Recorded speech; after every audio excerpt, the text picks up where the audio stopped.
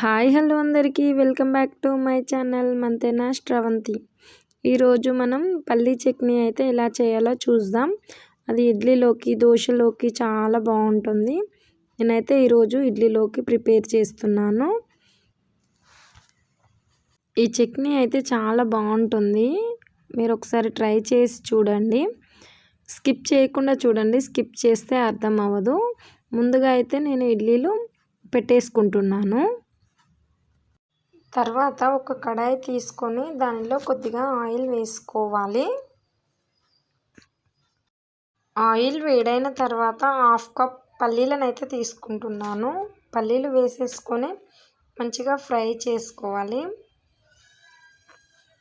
ఇలా పల్లీల ఫ్రై అయిపోయిన తర్వాత దానిలోనికి 5-6 పచ్చిమిర్చి వేసుకోవాలి. పచ్చిమిర్చి వేగుతూ ఉన్నప్పుడే కొంచెం కొత్తిమీర, పుదీనా, కరివేపాకు మూడింటిని గుప్పెడు తీసుకున్నాను. వేసుకొని ఒక 2 నిమిషాలు కలుపుతూ వేయించుకోవాలి. ఇవన్నీ ఫ్రై అయిన తర్వాత మిక్సీ జాడీలోకి వేసేసుకోవాలి. తర్వాత 10 వెల్లుల్లి రెబ్బలు, కొద్దిగా జీలకర్ర, సాల్ట్, రుచికి సరిపడినంత సాల్ట్ వేసుకొని మనం మిక్సీ చేసుకుందాం. చట్నీలోకి అయితే పోపు ప్రిపేర్ చేసుకుందాం.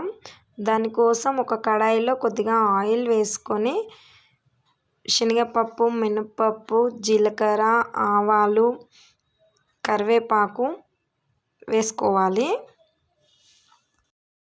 అన్నీ ఒక హాఫ్ టీ స్పూన్ వేసుకోవాలి. తర్వాత కొద్దిగా చిటికెడు పసుపు వేసుకొని పోపు మొత్తం ఫ్రై అవ్వనివ్వాలి. దాని తర్వాత మనం మిక్సీ చేసుకున్న మిశ్రమాన్ని మొత్తం పోపులో వేసేసుకొని కలిపేసుకోవాలి. ఇలా ట్రై చేసి చూడండి, చాలా బాగుంటుంది చట్నీ. ఇలా ట్రై చేసి ఎలా కుదిరిందో కామెంట్ చేయండి. ఎవరైనా నా ఛానల్ని సబ్స్క్రైబ్ చేసుకోకుండా చూస్తున్న వారైతే ప్లీజ్ సబ్స్క్రైబ్ చేయండి. బాయ్ అందరికీ.